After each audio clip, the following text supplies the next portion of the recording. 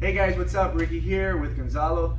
Today we're going to be covering escaping crossbody using an underhook. Alright, so of course I'm always willing to recover guard by getting my knee inside using frames, but sometimes the guy's not pushing on my frames and it'll be a big mistake for me to try to recover guard if I don't feel the person trying to get closer. So I'm gonna kind of talk more in depth with that. So over here, my partner's gonna be in crossbody, and just for argument's sake, we're just gonna start with our frames already. Now, something that I talk a lot about with my students is that this frame over here that's connected to the hip is the one responsible for getting my knee inside. So I'm not using this frame to get my knee inside. A lot of times people, whenever they feel the person pushing, they use both arms to try to get the knee inside. And although sometimes it works, it's not because of good technique on my part, more lack of technique on his. But this is really the one that's getting the knee here. If he tries to get closer towards me this way, my knee is gonna be able to fit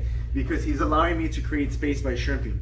This frame is kind of more responsible for him not getting his ear close to mine, right? So a lot of times you'll notice if this guy can bring his head close to me, he moves the shoulder joint, you're gonna have trouble getting that knee inside. It's gonna become a problem.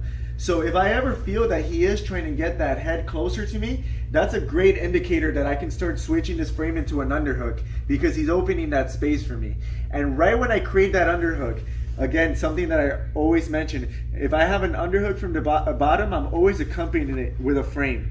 It can start with my elbow, eventually turn into my hand, but I always have to have a frame with my underhooks. If I wasn't to have a frame on the way, he can get close to me and flatten me out, and now my underhook is completely neutralized. So if I keep a frame in the way, if he attempted to do that, I can always get the knee inside. I'm always ready to get the knee inside when I feel this frame being pushed on.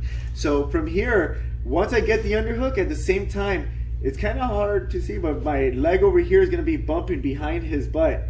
And I'm gonna try to get him to distribute his weight to his hands. So I'm using my knee to follow forward like so, right?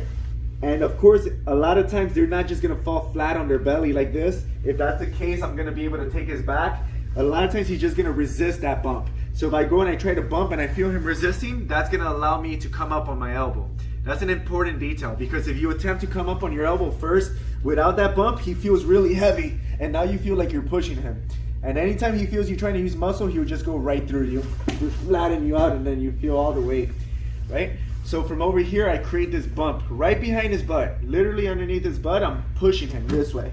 A lot of times they react by sitting back, and when he sits back, that's my time to come up on my base structure, and now I can come up on my base. And then from here, we can follow through with takedowns, right? I can sometimes shuck his arm over, start looking to attack his back, but we're trying to escape creating underhooks.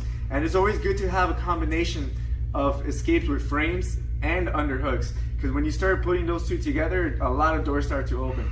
I do notice sometimes people just use frames and they're trying to get the knee inside and always just trying to get the knee in, but if they don't open the options for underhook, they're gonna find themselves stuck sometimes. So hope you guys like it, and then we'll continue showing some videos.